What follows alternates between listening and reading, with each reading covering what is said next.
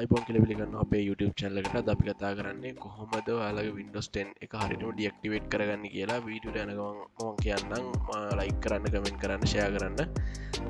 හරි මෙන්න මේක ඇත්තටම කරන්න ඕනේ ඔයාලගේ Windows 10 එක කොහොමද protect key වෙනස් කරගන්න යන එක අපි කතා කරන්නේ හරි start එකට ගිහිල්ලා මෙන්න මෙතන settings කියන එක ගන්න settings කියන එකේ තියෙන update and security කියලා මම පෙන්නන්න යන මගේ computer එකේ දැනට protect key එක තියෙනවා කියලා තමයි පෙන්නන්න කියන්නේ මම activation එක වෙලා තියෙන කියන එක පෙන්නන්න තමයි මම යන්නේ මෙතන පේනවා ඇති edition එක Windows 10 Pro activation එක Windows 8 is activated using your organization's activation service කියලා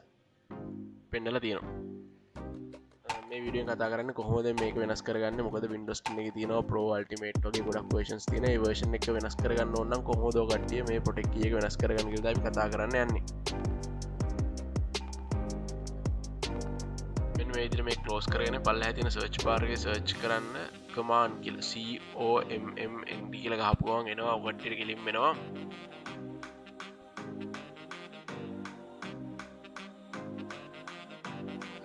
ඇල්ල දිනනේ මට පේන කමාන් ප්‍රමෝට් අන්න එක ඇල්ල දින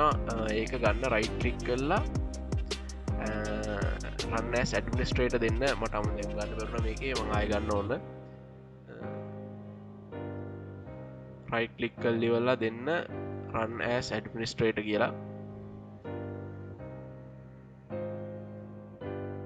හරි මෙන්න සිකියුරිටි මෙසේජ් එකක් එනවා මට ඒක පෙන්නන්න ඒක ඕකේ කරගන්න අපි දන්නවා හැමෝම Windows 10 වල සාමාන්‍ය සිකියුරිටි මෙසේජ් එකක් එනවා කියලා ඊට ඕපන් වෙනවා මෙන්න මේක කරගන්න slmgr /up කියලා ටයිප් කරගන්න upk කියලා ටයිප් කරලා එන්ටර් කරන්න ඒගොල්ලෝ එනවා මැසේජ් එකක් අන්න ඒක ඕකේ කරගන්න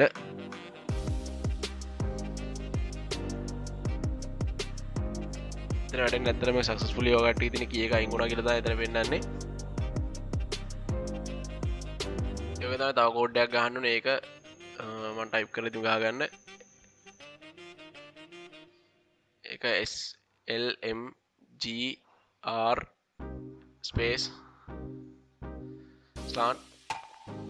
/cpk y කියලා ටයිප් කරලා එන්ටර් කරගත්තාට පස්සේ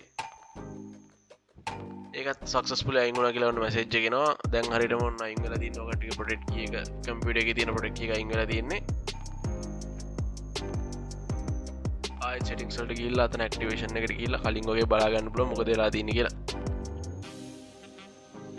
අපි ඊළඟ වීඩියෝ එකේ කතා කරනවා කොහොමද මේ විදිහට activation වෙලා නැති එකක් active කරගන්න කියලා හරියටම